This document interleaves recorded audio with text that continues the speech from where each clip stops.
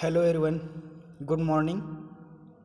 I am Musari Vishwas, lecturer of Pravara Medical Trust College of Pharmacy, Sheogaon, and my subject is Hospital and Clinical Pharmacy. So my dear student,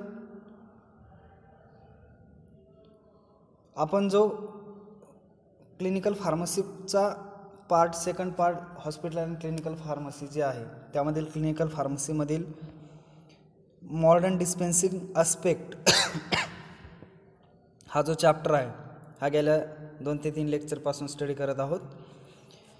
त्याच्यामध्ये आपण revision घेऊया थोड्या प्रमाणात. त्यामध्ये first one पहिल्या लेक्चरला आपण study केलं होतं इंट्रोडक्शन. त्यानंतर रोल ऑफ फार्मासिस्ट काय असतात for safe and effective drug therapy. Then patient need to be well informed about the medication and their use. Knowledgeable patient exhibit increased compliances with drug regimens resulting in improved therapeutic outcomes. हे त्यामध्ये study केलं होतं. त्यानंतर patient काउन्सिलिंगचे point study केले होते. मग त्यामध्ये असेल name of drug, then use of drug and its action, routes of administration, then direction of preparation, त्यानंतर डायरेक्शन अँड प्रिकॉशन फॉर ॲडमिनिस्ट्रेशनसाठी, त्यानंतर common side effect of drug काय असतील ते, self monitoring of drug therapy, त्यानंतर adequate storage of drug, then contraindication, interaction of drug, information about prescription refill. हे patient काउन्सिलिंगचे सर्व पॉईंट आपण स्टडी केले होते.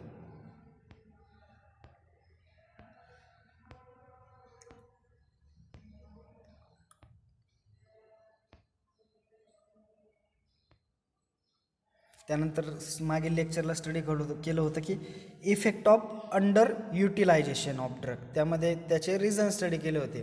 त्याचं फर्स्ट रिझन होतं take less than the prescribe डोसपेक्षा लेस डोस घेतल्यानंतर, त्यानंतर discontinuing the drug before the completing drug course, आणि ड्रग कोर्स कंप्लीट होण्यापूर्वी काय केलं तर डिस्कंटिन्यू केलं तर. त्यानंतर vomiting 1 or more doses under utilisation may result. हे इफेक्ट ऑफ अंडर युटिलायझेशन त्याच्यामध्ये नेक्स्ट वन मग स्टडी केलं होतं की त्याचे रिझल्ट काय आहे. त्याचे रिझल्ट काय होऊ शकतं, मग रिस्क ऑफ टॉक्झिसिटी होऊ शकते, त्यानंतर डेंजर डेथ होऊ शकते, हे स्टडी केलं होतं.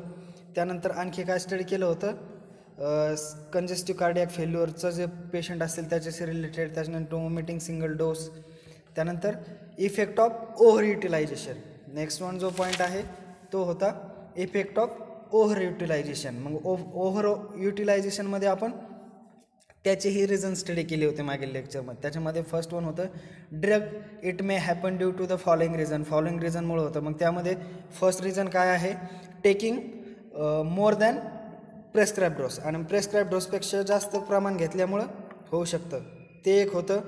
त्यानंतर नेक्स्ट वन होतं taking more than prescribe number of dose, आणि prescribe number of dose 3 prescribe केले दिवसातून, परंतु जर एखाद्याने 4 किंवा 5 डोस घेतले तर त्या ठिकाणी काय होऊ शकतं, ओव्हर युटिलायझेशन होऊ शकतं. कशाचं, ड्रगचं. त्यानंतर taking dose at a time other than when needed, आणि ज्या टायमिंगला डोस सांगितला आहे त्या टायमिंगला न घेता वेगळ्याच टायमिंगला घेणं, त्यामुळेही ओव्हर युटिलायझेशन होऊ शकतं.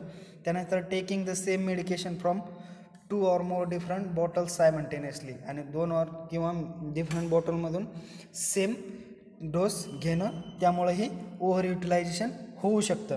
हे आपण आत्तापर्यंत पाहिलं रिव्हिजन. मग आजच्या पॉईंटमध्ये आपल्याला काय स्टडी करायचं आहे, factor contributing to non compliance. मग त्याच्यामध्ये फॅक्टरचं कंट्रीब्युशन काय आहे, कशामध्ये तर नॉन कम्प्लायन्समध्ये. फॉलोइंग आर द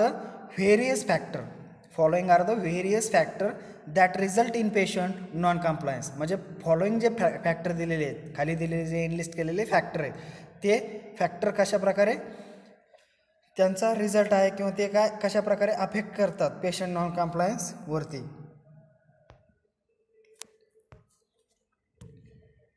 त्याच्यामध्ये फर्स्ट वन फॅक्टर आहे poor understanding of instruction. Second one आहे unpleasant taste of medication.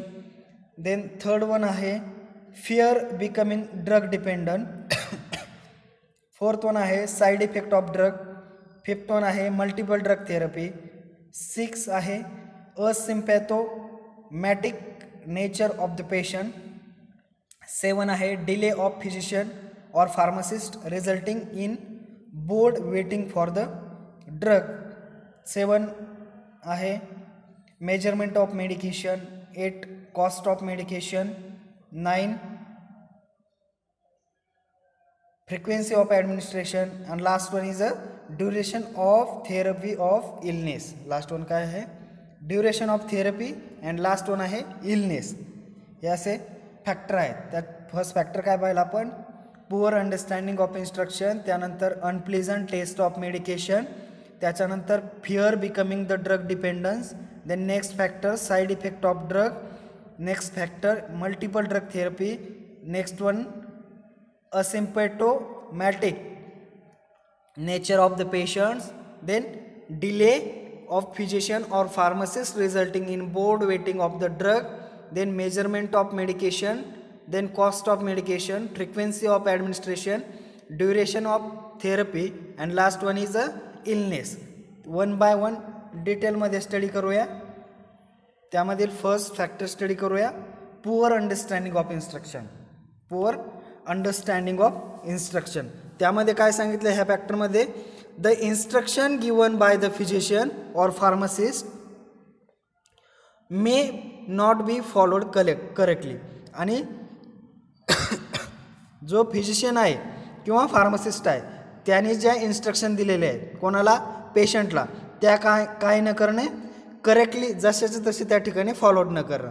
The instruction given by the physician और pharmacist may not be followed correctly आणि त्या व्यवस्थितरित्या फॉलो न करणे.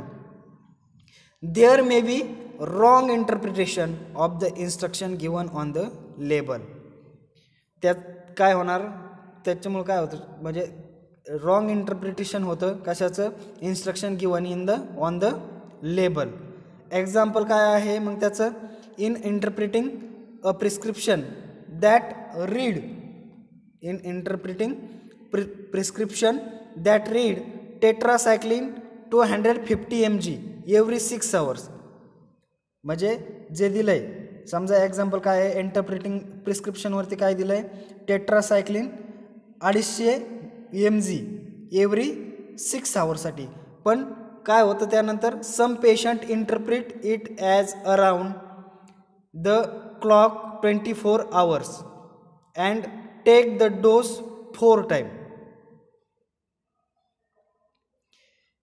काही पेशंट काय करतात काय इंटरप्रिट करतात 24 तास. ठीक आहे 24 तास. मग ते डोस किती प्रमाणासाठी घेतात ते मग दर 6 तासाला म्हटल्यानंतर 6 चोक 24 मग ते 4 times ते ड्रग घेतात. As to 18 hours awaking duration and take dose only 3 times. मग हा डोस किती टाईम घ्यायला पाहिजे फक्त 3 टायमासाठी म्हणजे 3 टाईम घेतात ते. Take dose 4 times while take it म्हणजे 24 दर 6 तासानंतर किती वेळेस घेतला पाहिजे 4 तासापर्यंत. परंतु as it take to 18 hours awaking duration take the dose only 3 times आणि ते ड्रग किती वेळेस घेतात 3 टायमासाठी डोस घेतात. काय इन्स्ट्रक्शन एकतर पुअर अंडरस्टँडिंग होते. पुअर अंडरस्टँडिंगमध्ये काय होतं त्यामध्ये जो फिजिशियन किंवा फार्मासिस्ट जो इन्स्ट्रक्शन देतात त्या करेक्टली फॉलो करत नाहीत. त्यानंतर जर एखादा ड्रग एव्हरी 6 hourला घ्यायचं सांगितलं असेल एव्हरी 6 hourला तर ते अराउंड क्लॉक किती होतं 24 hours. मग take the dose 4 times while some take it as 18 hours म्हणजे 3 टाइमच ते घेऊ शकतात.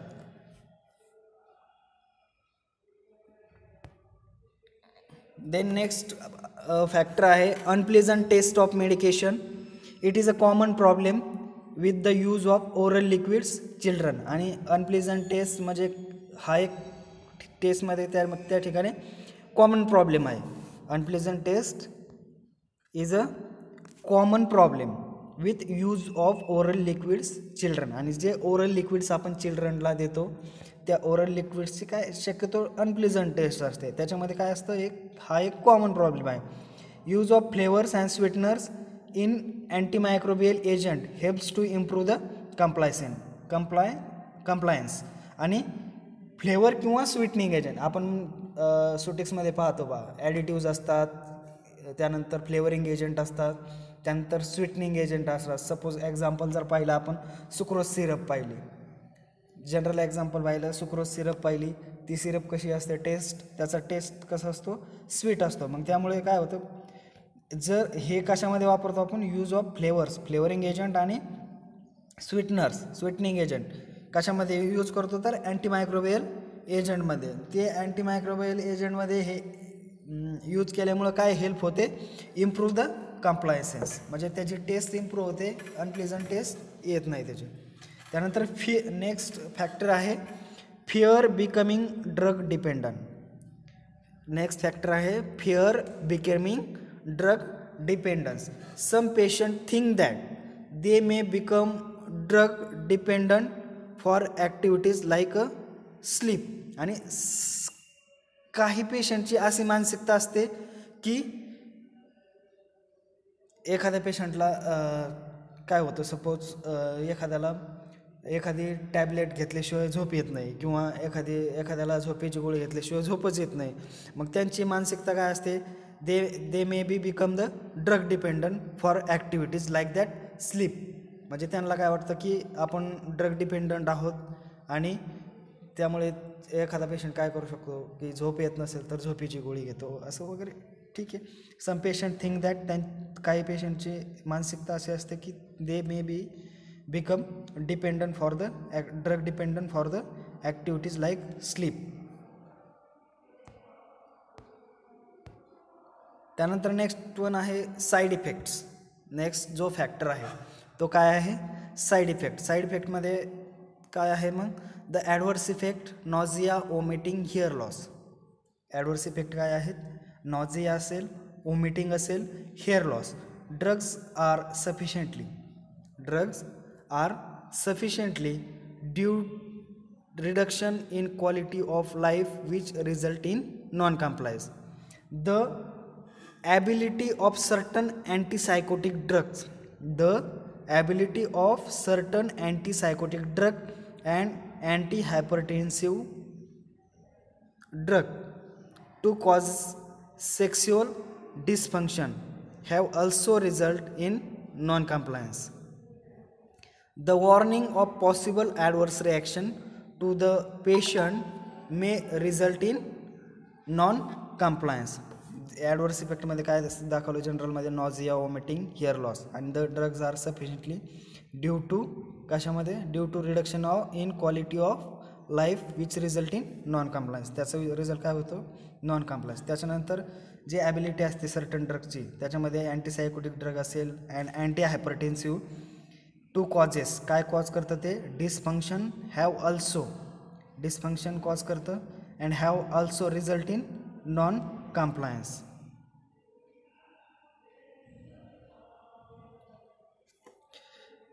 द नेक्स्ट जो फॅक्टर आहे तो आहे मल्टिपल ड्रग थेरपी.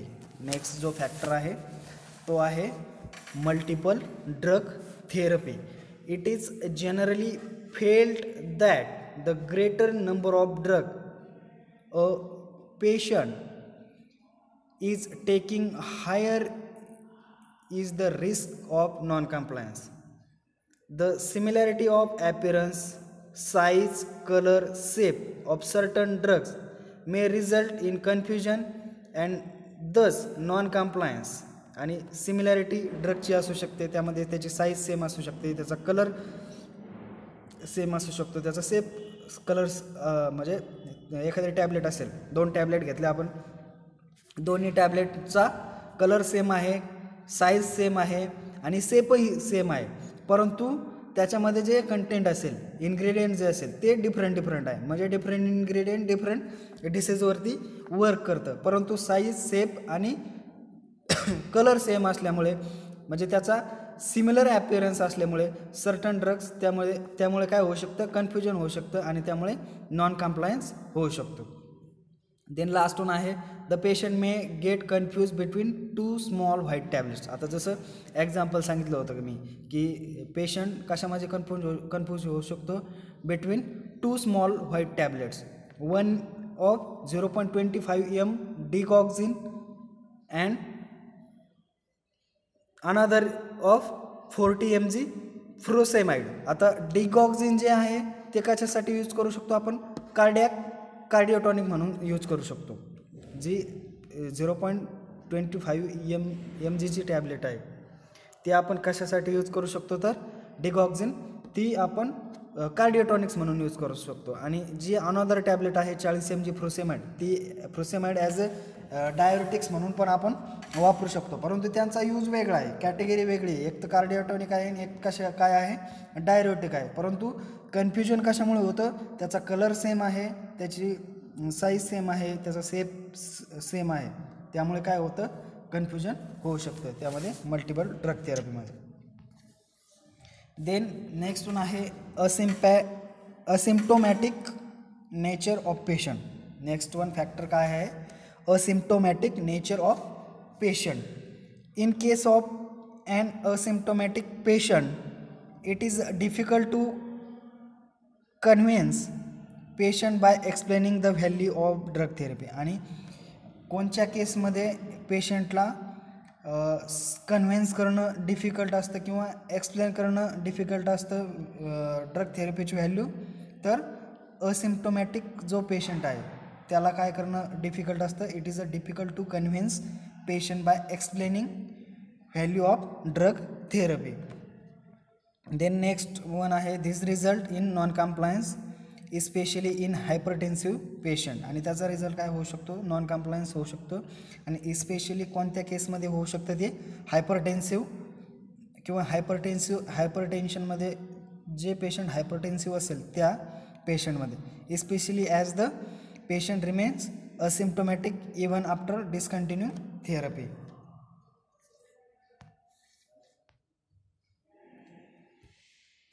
त्यानंतर नेक्स्ट जो फॅक्टर आहे, नेक्स्ट फॅक्टर काय आहे, डिले ऑफ फिजिशियन और pharmacist visit.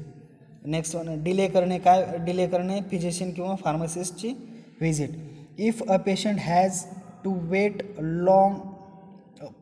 Weight for a long time in getting the prescription और ड्रग्स फ्रॉम फिजिशियन और pharmacist the poorer is compliances. त्याच्यामुळे काय होऊ शकतो, कम्प्लायन्सेस पुअर होऊ शकतो. Then reduction in this delays have result in more favourable patient response. Then next one आहे measurement of medication. Many times patient gets confuse in measuring the medication especially liquid preparation और number of tablets. आणि measurement of medication हा जो factor आहे त्याच्यामध्ये काय होऊ शकतं, पेशंट कन्फ्यूज होऊ शकतं. कशामुळे कन्फ्यूज होऊ शकतं, तर कशामध्ये, स्पेशली लिक्विड प्रिपरेशन किंवा नंबर ऑफ टॅबलेट्स त्याच्यामध्ये कन्फ्यूज होऊ शकतं. देन नेक्स्ट वन आहे cost of medication. The expense involve is major reason for same patient not having the drug or some patient take the medication less frequently than required. As soon as the symptoms disappear, the patient may discontinue higher price drug such as antibiotic. आणि cost of मेडिकेशनचा effect कसा होतो, expense involve is a major reason for some patient. आणि एक जो expense असतो तो major reason आहे सम पेशंटमध्ये for not having the drug, किंवा some patient take medication less frequently. आणि काही पेशंट काय करतात, लेस फ्रिक्वेंटली मेडिकेशन घेतात दॅन रिक्वायर्ड. गरजेपेक्षा लेस फ्रिक्वेंटली ड्रग घेतल्यामुळे, मेडिकेशन घेतल्यामुळे ॲज सून ॲज सिम्पटम, म्हणजे जसे सिम्पटम डिसॲपिअर होतील तसं पेशंट काय करतं, जी मेडिकेशन दिलेलं आहे, जी ड्रग थेरपी दिलेली आहे ती काय करतात, डिस्कंटिन्यू करतात. कशामुळे डिस्कंटिन्यू करतं, तर हायर प्राईस ड्रग दिलेली असल्यामुळे. सच ॲज त्याच्यामध्ये मग एक्झाम्पल काय आहे, अँटीबायोटिक. देन नेक्स्ट वन आहे frequency of administration. Many drugs must be given at frequent intervals to maintain the specific blood level. आणि मेनी ड्रग असे आहे की कधी घेतले पाहिजेत तर फ्रिक्वेंट इंटरवलनुसार, फ्रिक्वेंट टायमिंगनुसार, फ्रिक्वेंट इंटरवलनुसार ते घेतले पाहिजे. कशासाठी घेतले पाहिजे तर कशामुळे घेतले पाहिजे, maintain the specific blood level maintain करण्यासाठी specific. Due to frequent administration of drug the patient routine life gets disturb resulting the non compliance. आणि फ्रिक्वेंट ॲडमिनिस्ट्रेशन ऑफ ड्रग जर घेतलं कशाने, पेशंटने रुटीनमध्ये, life gates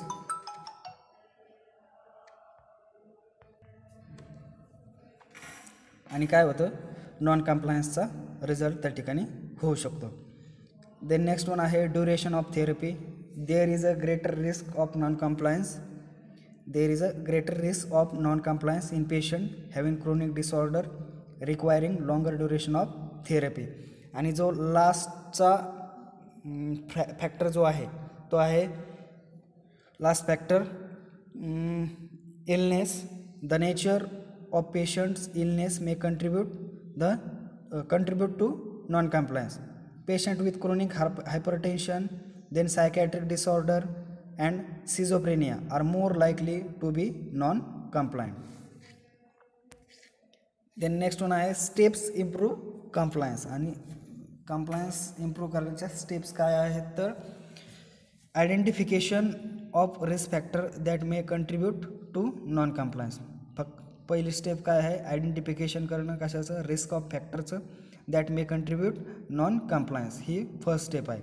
then second step काय आहे, educating the patient. आणि पेशंटला educate करणं by means of effective verbal and written communication with the patient. आणि कसं करू शकतो आपण तर इफेक्टिव्हली आपण व्हर्बली करू शकतो, रिटन कम्युनिकेशन विथ पेशंट, त्याद्वारे आपण काय करू शकतो, पेशंटला एज्युकेट करू शकतो त्यांचं कम्प्लायन्स किंवा इम्प्रूव्ह करण्यासाठी. देन थर्ड वन आहे development of treatment plan with recognisation और recognition of patients normal pattern of activity. आणि डेव्हलप करू शकतो, काय डेव्हलप करू शकतो, ट्रीटमेंट प्लॅन डेव्हलप करू शकतो with recognition of patients normal pattern of activity. Then designation of specific time of day at which medication is to be taken. Then monitoring therapy and last one आहे patient motivation. हे आहे steps to improve compliance. आपण काय काय पाहिलं आज, जे factor आहेत कंट्रीब्युटिंग टू नॉन कम्प्लायन्स ते फॅक्टर पाहिले. त्याच्यामध्ये पुअर अंडरस्टँडिंग ऑफ इन्स्ट्रक्शन पाहिलं, unpleasant taste of medication, fear of becoming drug dependent, then side effect of the drug, then multiple drug therapy, then asymptomatic nature of patient, then delay physician or pharmacist resulting in board waiting for the drug, then measurement of medication, cost of medication, frequency of administration and duration of therapy. and last one study केलं होतं illness. त्यानंतर steps improve to the compliance. त्याच्यामध्ये first step पाहिली होती identification of risk factor that may contribute to non-compliance, then educating the patients by means of effective verbal and written communication with the patient. And third one is development of treatment plan with recognition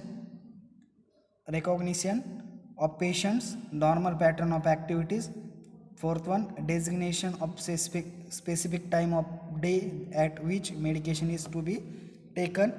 Fifth one, monitoring drug therapy. and sixth and last one, patient motivation. पेशंटला motivate करू शकतो आपण.